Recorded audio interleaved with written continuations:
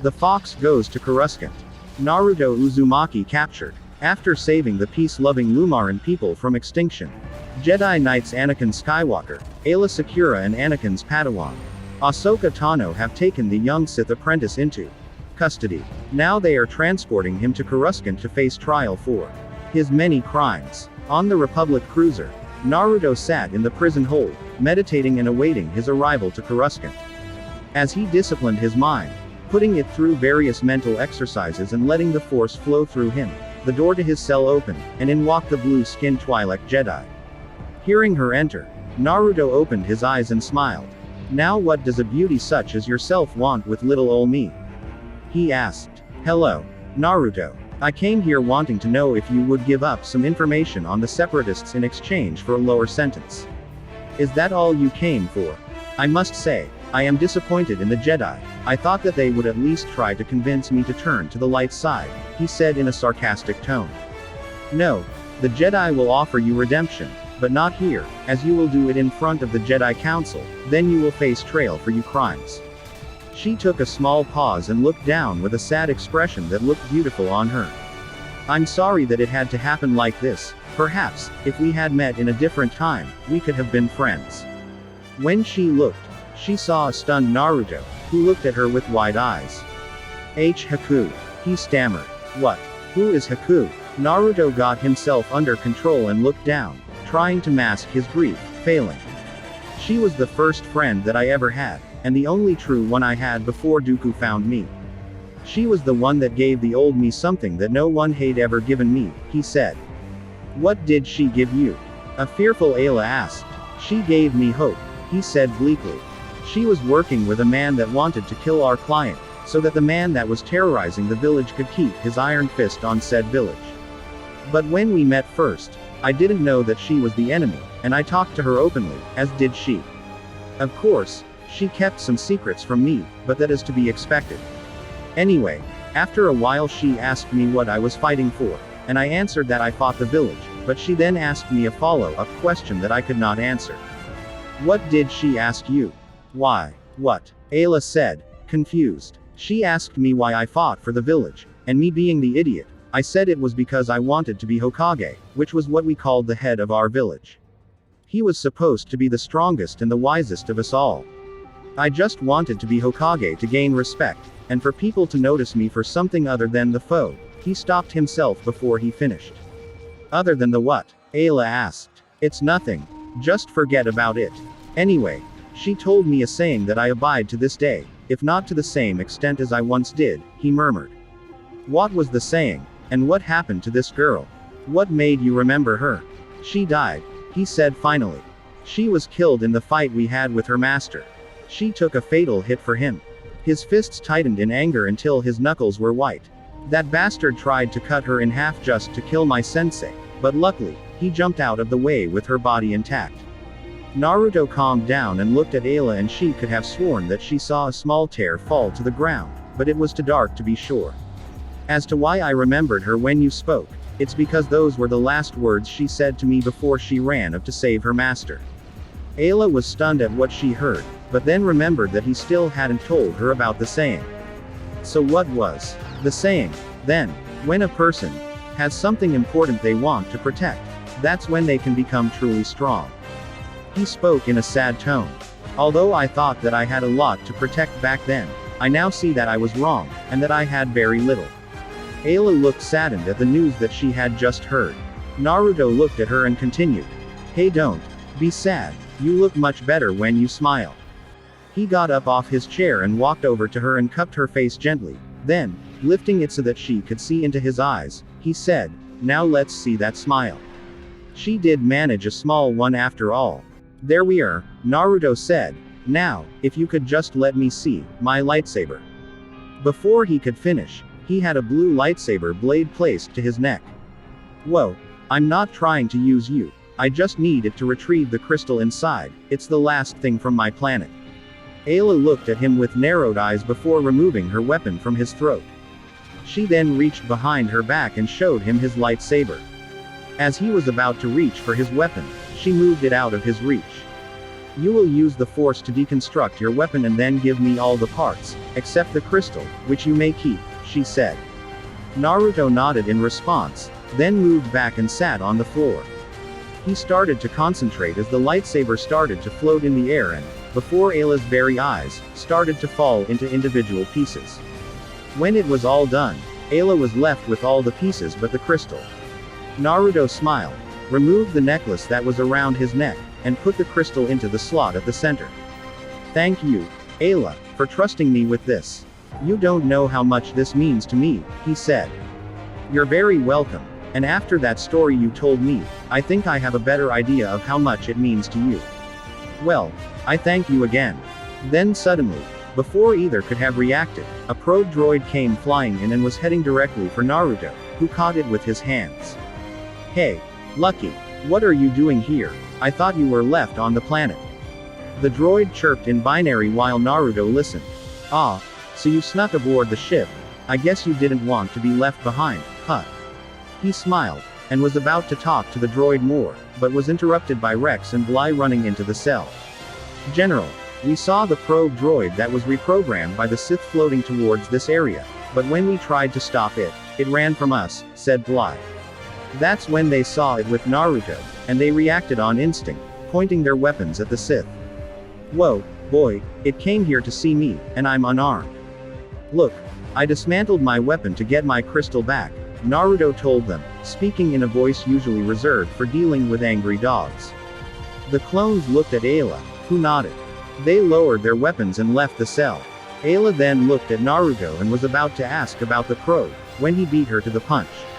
You don't have to worry about the probe, it will follow your orders and the orders of those that were with us on the planet, he told her. Yes, but that means that it will follow your orders as well, isn't that right? She asked. Well, yes, but what good does a probe droid do me now, when I'm already stuck in this cell and on my way to the trial? He said with a shrug of his shoulders. Very well then, I will come and get you when we are about to arrive at Coruscant, Alyla said. If I get to see your beautiful face more, then by all means, come back quickly. She nodded her head and left the cell. No one saw that her cheeks were a bit darker than before. Sereno. Count Dooku was looking out of his window at his palace when a button started to flash on his desk, signaling that he was receiving a transmission. As he moved towards his desk, he pressed the button and got on one of his knees. Once the image on the hologram was clear, he saw his master, Darth Sidious. My master, Count Dooku said. Lord Tyrannus, it has come to my attention that your young apprentice has been captured by the Jedi, and is currently being transported to Coruscant. I will start organizing a rescue mission and contact Asajj Ventress. Dooku was interrupted by his master. No, you shall do no such thing. He has already lost, and is too far in Republic space. But master, he is very talented in the ways of the Force, as well as an assassin. Silence. You will do as I say, and as for his talent in the Force, that has not improved since he left for Korriban, Sidious spat. Dooku looked down in defeat, but on the inside, he was smirking as it seemed that his apprentice was good at hiding his presence from the Sith Lord. You shall start to redistribute the fleet that he had gathered to our forces. I am sorry to tell you this, but my apprentice's fleet will be hard to find, let alone give to others, as the droids are programmed to follow only him and him alone. What? How could you allow this to happen? Then find the fleet and destroy it. I would, my lord, but his fleet has become very large, as the last time he checked in, he had 15 Providence-class destroyer, 15 Providence-class carriers, as well as 30 supply ships. He also has his own program for the droids that supposedly made them better. If we attack, then we will lose a lot of ships, and we have to sacrifice the ships that we have in crucial sectors to even try to defeat the fleet. MHHM. Very well. I will speak to him once he arrives. Am I to assume that you did not reveal my identity him? No, my lord, I did not reveal who you were to him. Good, good. If he somehow escapes, then continue to use him in our plans. If not, then leave his ships to rot in space. Very well. My master, said Dooku with a hint of anger before the transmission was cut off. Then, he stood up and walked towards his window and spoke to himself. You had better not fail me, my apprentice. Republic ship space above Coruscant. Anakin Skywalker, Alyla Secura and Ahsoka Tano were currently talking to Master Yoda, Obi-Wan Kenobi and Supreme Chancellor Palpatine. "Well, it seems you all made quite the capture," said Kenobi. "Yes, I am glad that we were able to stop this before he became a major threat in this war," said the Chancellor. "Good this is, sense good in him I do, perhaps to the light, he may yet be turned," Master Yoda spoke. "Master, he did have a dark past from what we hear, perhaps we can help him," said a hopeful Alyla.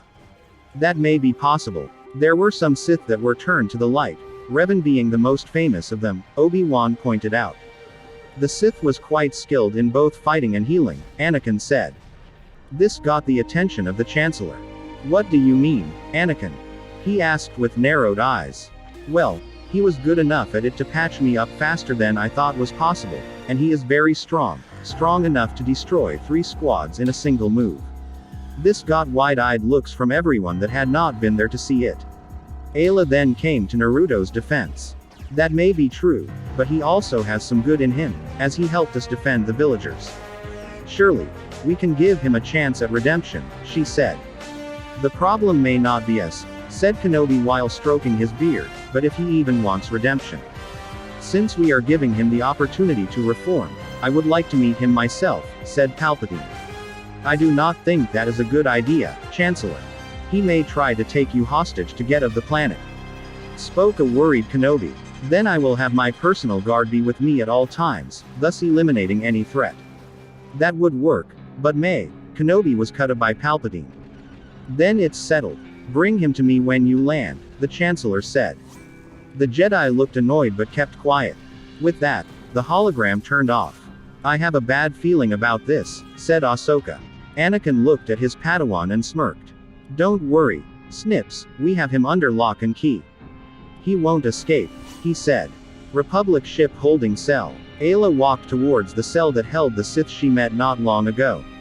When she reached it, she saw he was meditating again. "Hello, Alyla," Naruto said without opening his eyes. "I see that we have arrived at Coruscant. Are you here to take me to your masters?" "No. The Chancellor wishes to speak to you first, then I shall escort you to the Jedi Council," she said. "That's all fine and good, but why would he want to meet me, a known criminal by his standards?" he asked, his eyes opening. "He said that, since we will be giving you another chance, he would like to see you as a demonstration of good faith." "Okay. That's fine." He smiled at her, then stood up and walked in front of the ray-shielded door. "I will go anywhere just to spend some more time with a beauty such as you." Alyla looked away from him so that he could not see her blush. She then pressed the button to open the door, and made a motion that told Naruto to follow her. He obeyed the request and followed her off the ship and down a loading ramp, where he was surrounded by clones with red markings on their armor, showing that they wear the Chancellor's personal guard. They traveled towards the top of Senate building, where Palpatine worked at all hours of the day. As they walked, bystanders, seeing a separatist Sith being taken away, started to cheer as the Republic finally made some progress in their fight to stop this war. As the group reached Palpatine's office, Alyla was told to stay outside while the clones pushed Naruto inside. When he came in, he saw an older man in red Chancellor robes, gazing out a window that covered an entire wall at the planet-sized city below. "Hello, young man, you have made quite an impact in this war," Chancellor Palpatine said in a dark tone, his back to his prisoner. Dark side energy leaked off him in tendrils like mist rising off the surface of a cold, dark lake. For the Jedi it would seem untraceable, but for someone like Naruto, it was easy to detect and as recognizable as his own voice. It was, after all, the same energy he meditated on every day. "Hello, Chancellor Palpatine," the captive Naruto said with a smirk, "or should I just call you Darth Sidious?" When Palpatine heard this, he turned around in shock and he stared wide-eyed at the young Sith. "How did you find out?" he hissed with barely restrained anger. "Even the most powerful masters like Yoda could not detect me, how could a worthless pawn such as you sense me when they could not? You see, Sidious, on my planet there was a saying, look underneath the underneath. What that means is that you have to expect the unexpected. As for way I can sense, well, that is quite simple. I'm stronger than you think," Naruto said as raised his bound hands. As he did this, All the people but Naruto started to be lifted of the ground and started to get choked by the force. As Sidious saw this, he felt air leave his lungs as he was also lifted off the ground. At first, he thought that he could break it with minimum effort, but was surprised that he could not. He knew that if he used any more, the Jedi would discover his secret identity, and somehow he knew Naruto knew as well. He was losing a lot of air and was just about to risk exposure when Naruto let everyone go and they fell to the ground, gasping for air. You see, Sidious, I know the true meaning of the Sith code. You may be the master of Count Dooku, but you are not mine, as I do not even see you as a true Sith. You brag about how you killed your master, the great Darth Plagueis, yet how did you kill him? In lightsaber combat. No. Then perhaps you killed him with your superior mastery of the Force. No again. Then how did you kill him? Oh, now I remember. You killed him in his sleep like the coward that you are. You believe in the rule of two. Well, I believe that it weakened us. We once had an empire, but then came Darth Bane. Two there should be. No more, less. One to embody power, the other to crave it. Stupid. What did he do? Kill everyone else and leave only two, him and his apprentice. But what happens when the master and apprentice die? Who will carry the legacy of the Sith when there are none left? Sidious got angry, because this young Sith was mocking him in the way of the Sith. You little brat, you mock our way of life, the very same life that saved you from death. No, it was not the Sith code that saved me, was my passion for revenge, it was my strength to live, it was my hatred for the people that betrayed me that helped me survive. It was I who did all this, not some stupid Sith's code. You forgot the one of the lines in the Sith code, through victory my chains are broken. I have broken my chains, as I may have a master, but if I do not agree with his plans, I will stand against him. I was able to do this, while my master has no yet done this, and I don't think he will, but will instead follow your every order. As he should. Chancellor Palpatine snapped. I am his master and he will obey, as will you, or you will die. You can threaten me all you want, but just be sure, if you wish to kill me, come yourself instead of sending someone else like a coward. Ha! You talk as if you have any chance of escape. You have blinded yourself to the reality of your situation. Look around you. You are in Republic space, there isn't a separatist ship for at least 20 parsecs. We shall see. Sidious, we shall see, Naruto said, turned around and started to walk away. What will you do about him, my lord?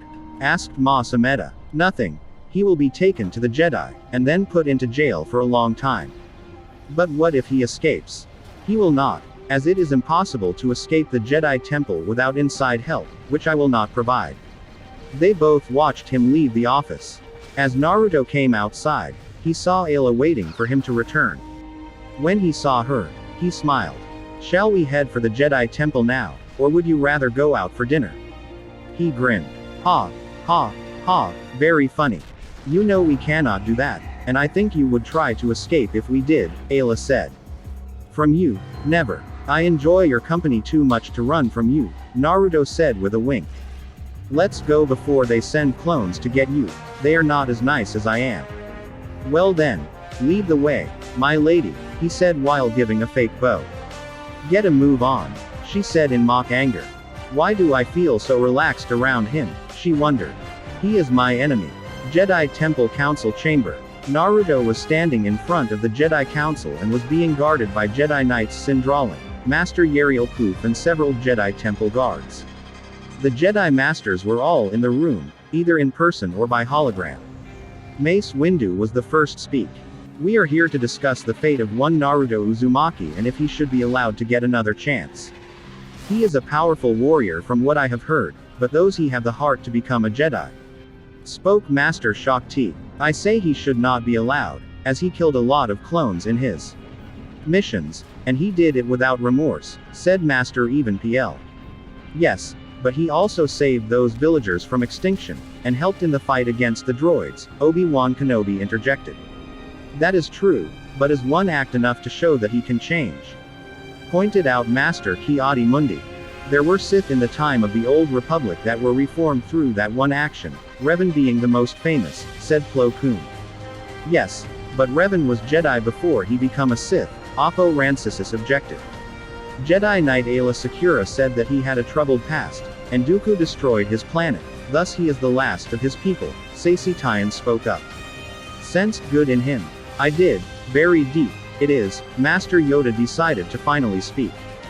The council continued the debate until they heard something. At first it was just a small chuckle, then it started to get louder, until it turned into full-blown laughter. All the people turned to the origin of laughter, and saw that it was none other than their bound prisoner. What is so funny? We are deciding your fate, asked the angry Mace Windu.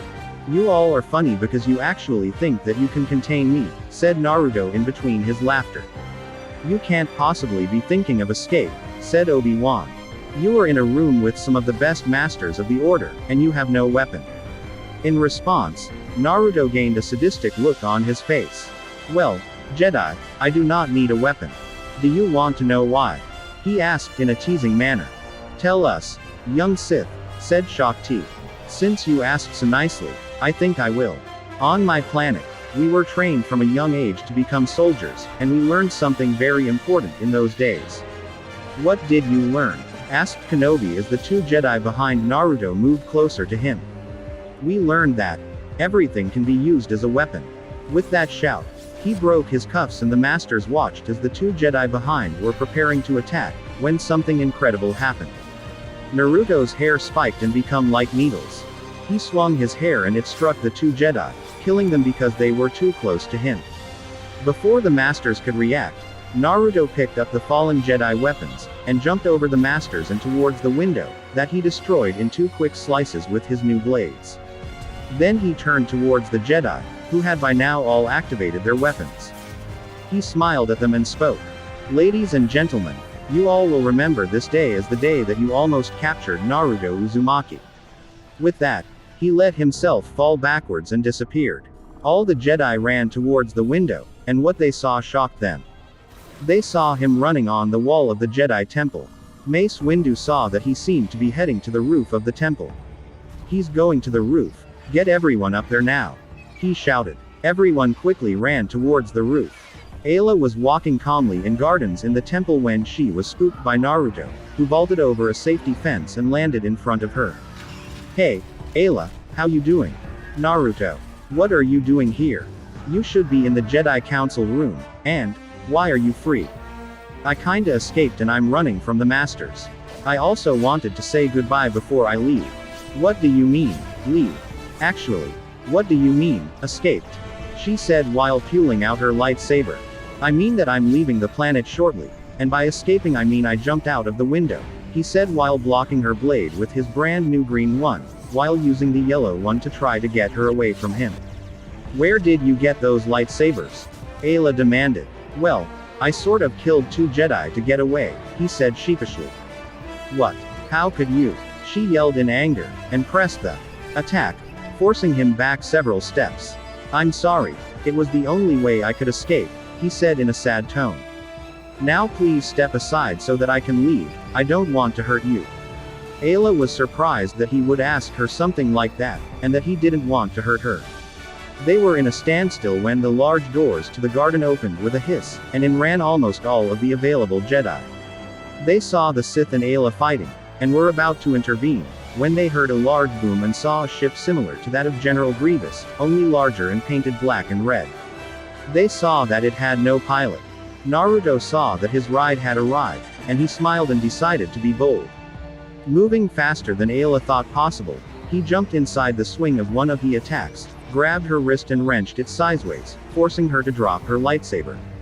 Then, with the air around them full of glowing leaves and petals being churned by ship thrusters, he came in close and kissed her.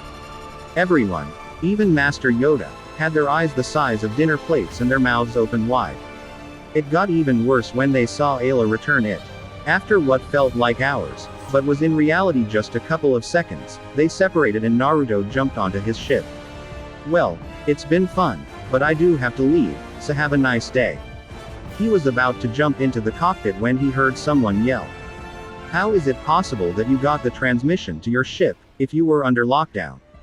Yelled Anakin. In response Naruto said 2 words that shocked everyone, probe droid. Flashback Republic ship holding cell. As they were talking, Naruto looked at the droid and whispered, "Execute Order 19." The droid nodded and flew off. With that, Naruto continued to talk to Alyla. Flashback end. With that, Naruto smiled, jumped into the cockpit, winked at Alyla, who blushed, and flew towards unknown space as the Jedi watched helplessly. To be County Nude.